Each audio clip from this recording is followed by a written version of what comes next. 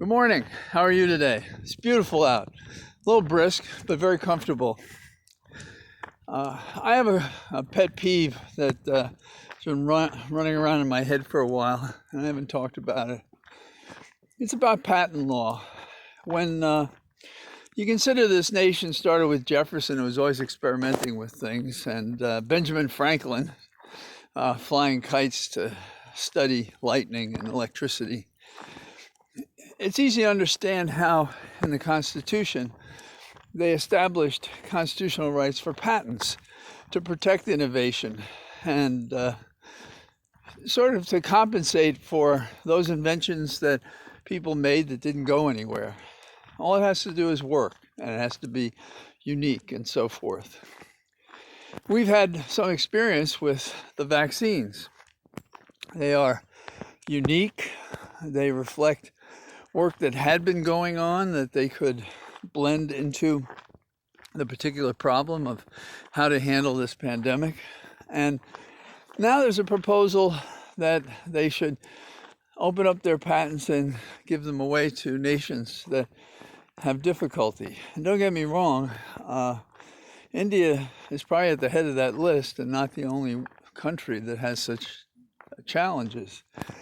But if I'm telling another nation, here's my patent, and they have to start at square one, they don't have the processing materials to duplicate the means and methods that make these patents useful.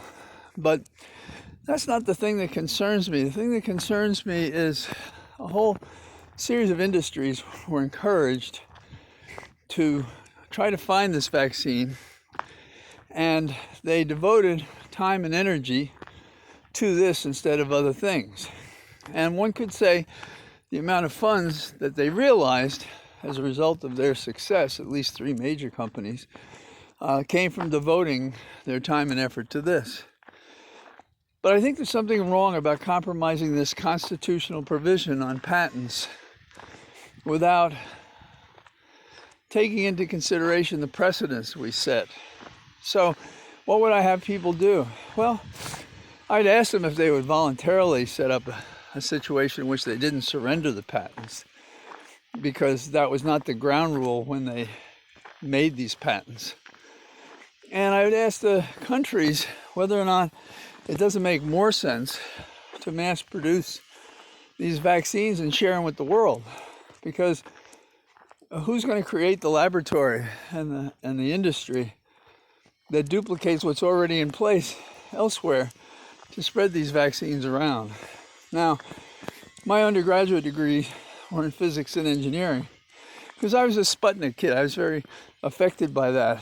But because of politics, I decided to go in the law.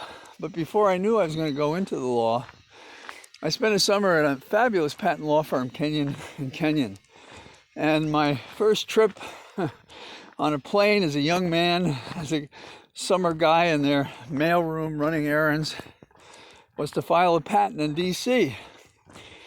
Before somebody in Canada did. So we get priority in terms of that patent. I didn't follow what happened after that. But in those days, when a partner wanted a case, you Xeroxed it and you brought it to him. We had a vast library at Kenyon & Kenyon. And one of the funny things is I did talk to them while I was at law school, and they made me an offer. But I was too far gone with government and politics, and so went on to a clerkship in the U.S. Attorney's Office. But from that day forward, I've always been very concerned about how do we protect ideas in which we invite people to find something, and there's no question that what these companies found was dramatic and helpful. And then we say, okay, well, thanks for your effort. Now we're going to force you to give it away. So I'm concerned about that notion in this context, or any context for that matter. The only patent case I ever handled, very difficult one, a guy named Joe Newman from the backwoods of Lucedale, Mississippi. And he had an energy machine. And he got a lot of resistance because other aspects of the energy industry were concerned that maybe he really did have something, and a patent commissioner found that he did have something, that his machine did work. But they made it into a movie called Newman, not Paul, Joe Newman, And you can look it up on Amazon. Well, I would leave it to you. It's a very difficult story, and it does talk about the worst things in our society and our courts and how to deal with patents. So, number one, I'm very anxious that we find a better way than the initial proposal of just handing over patents to nations that do need help in the pandemic, but may not have the resources to duplicate the process by which the patent could be useful.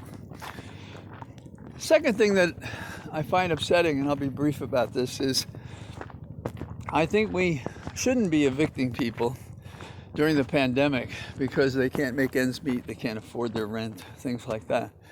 The flip side of that is an awful lot of these landlords are in a similar situation because they're cut off from income for the use of their property, and they can't evict and get someone else into their property. And I think we should be taking better care of the landlords, especially the small ones. But I don't know why anybody should be exempted from concern. They're not on Wall Street. Maybe that's the Republicans' answer. Well, what's the answer for the rest of us? I'm not a landlord. I don't own any property for that purpose. But a lot of people do and depend on it and don't have any other source of income. So we should be doing something about that. Finally, later today, about 6ish, I'm going to spend some time on MSNBC talking about Rudy Giuliani and how he's having trouble, and crocodile tears about this, how he's having trouble getting the resources to handle his various litigation. There's a disbarment proceeding, apparently. We know about the slander against Dominion, the voter machine company. He has civil suits pending.